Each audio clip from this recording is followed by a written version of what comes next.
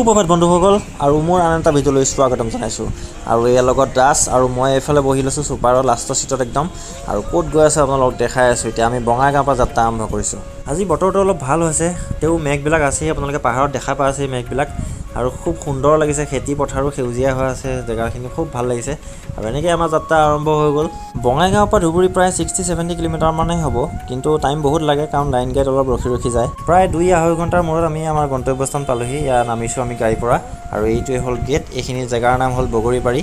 তো এই গেটটোৰ পৰা আমি আকৌ টমটমত যাব লাগিব। মাত্ৰ 2 কিলোমিটাৰমানৰ ৰাস্তা ভিতৰলৈ সোমাই যাব লাগিব আৰু লগতে ট্ৰেইন ৰাস্তা এটা পাব আৰু লগতে ষ্টেচনো আছে। তাৰপিছতে মাজ ৰাস্তাতে বীৰ চিলাৰায়ৰ প্ৰতিমূৰ্তি এটাও পাব। তাৰপিছতে আমি উপস্থিত হ'লোহি আমাৰ মন্দিৰৰ সন্মুখত আৰু ইয়াৰ পৰা আমি এতিয়া শৰাই এখন লৈ পেলাই আমি আগবাঢ়িম। তাৰপিছতে শৰাই লোৱা হ'ল আৰু লগতে জয় মা কামাখ্যা বুলি লিখা এখন কাপোৰ লোৱা হ'ল। ইয়াতে কাপোৰ বন্ধা নিয়ম আছে। লগতে মাৰ ওচৰত যি আশা লৈ অহা হয় সেই কাপোৰখন বান্ধি থৈ গ'লে সেই মনৰ আশা পূৰণ হয় বুলি বিশ্বাস আছে। আৰু ইয়াতো বান্দৰ বহুত আছে, তো ভিতৰত সোমাই গ'লে আপোনালোকে দেখা পাব। এয়া চাওক বান্দৰ, ইয়াতে বহুত বান্দৰ আছে আৰু মানে থালবিলাক টানি লৈ যাব বিচাৰে। এয়া প্ৰসাদৰ থাল, শৰাই থালবিলাক। তো অলপ লাঠি লৈ আহিব দিয়ে মানুহবিলাকে আৰু মতা মানুহক বেছি নকৰে, কিন্তু মাইকী মানুহক বেছি আক্ৰমণ কৰি দিয়ে মানে।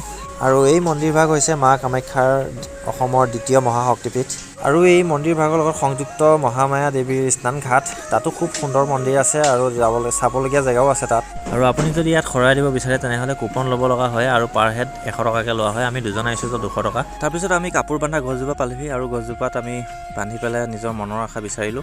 তাৰপিছতে ওপৰতো মন্দিৰ থকা গম পাই আমি চাকি বন্তি লৈ আকৌ ওপৰলৈ আহিলোঁ। আহি পাই হনুমানৰ প্ৰতিমূৰ্তি এটা দেখা পালোঁ। তাৰপিছত আমি শিৱ মন্দিৰ এটাত সোমাই সেৱা কৰি নিজৰ ঘৰৰ অভিমুখে উভতি আহিলোঁ আৰু তাৰপিছতে মা মনসা দেৱীৰ ওচৰত এটা ফটো উঠিলোঁ। 2খনমান ফটো স্মৃতি হিচাপে ৰাখিলোঁ আৰু তাৰপিছত আহি হোটেলতে কিবা এটা খাই ল'লোঁ। ৰাতিপুৱাৰ পৰা যিহেতু একো খোৱা নাছিলোঁ আৰু দাস এইফালে বহি আছে আৰু এইফালে মই আৰু দেখিছে পৰঠা ল'লোঁ আৰু লগতে মিঠৈৰে বনোৱা গোলা এটা ল'লোঁ।